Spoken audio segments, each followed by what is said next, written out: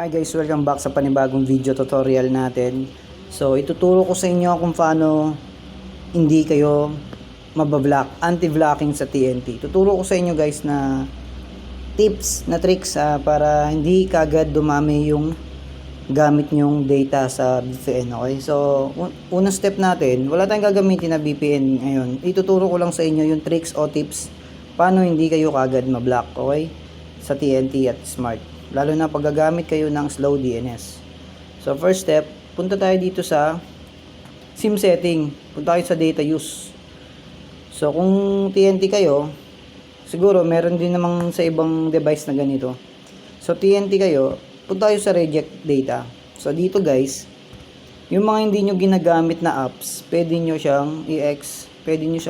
Kasi yan yung dahilan para dumami yung data use nyo sa kakagamit ng VPN. So, akin kasi, ayan. So, yung mga hindi ko ginagamit, inex ko lang. Inex ko yung data usage nya. Para hindi tumakbo yung usage nya. Okay? Yung data use nya. Habang gumagamit ka ng VPN. So, yung mga ginagamit ko lang, yun yung naka-check. Halimbawa, Chrome, Cinema, Clash of Clans, VPN. Yan, yung mga na importante lang sa device, yan yung hindi ko inex. Kasi pag yan na-X mo lahat, hindi nagagana yung RAM ng cellphone mo. Baka mag-hang yan, ganyan. Baka mag-hang ganyan. So ayan. Ayun yung mga na-check ko yan, guys. So pag naka-X na, ayan, pag naka-X na, hindi nagagana yung data use niyan kahit naka VPN ka. Hindi na magno-notification dito o hindi na lalabas dito sa notif nyo. Wala na.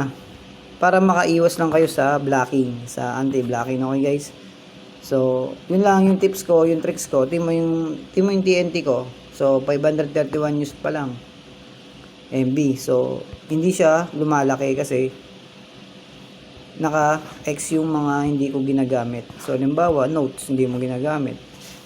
O kaya, yung mga ibang apps na hindi mo ginagamit, i-X nyo sa data use, okay? Para hindi siya gumana. Scanner, karaniwang ginagamit yan kasi sa mga wifi. So, X nyo kung hindi nyo ginagamit. Kasi may mga data use yan eh. May mga data use yan guys. Ayan o. May mga data use yan. Pag ginagamit nyo yan, automatic, gumagalaw din yung data use nyan. At dumadami yung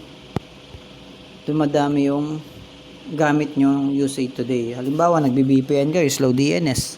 Walang load. Gumagana din yan. Guys. Kasi yan yung RAM ng cellphone mo. Yan yung mga umiikot sa cellphone mo habang nagkakaroon ka ng connection. Okay guys? So, yun lang yung tip ko. Sana makatulong sa mga gumagamit ng slow DNS na VPN dyan. Na token text no load. Yun lang yung tips o tricks na pwede kong i-share sa inyo. Okay guys? So, akin, ginawa ko yun. Hindi siya lumalaki kahit magdamag ko pag ginagamit. Mag-YouTube ka, mag-Facebook ka, mag-site ka, yan pa rin yung gamit ko. So, dumadagdag lang yan kapag, dumadagdag lang yan kapag nagda-download ka, yan. Pero, hindi siya kabilis dumagdag yung gamit nyo. Okay guys? So, kung TM ka, ganun lang gawin nyo. Pero sa akin kasi, yan, yung mga di ko lang ginagamit talaga. Okay guys, so yun lang yung tricks ko, sana makatulong sa inyo. Shoutout nga pala sa Team Freenet GTM user malapit ng Makatay. Okay guys, salamat.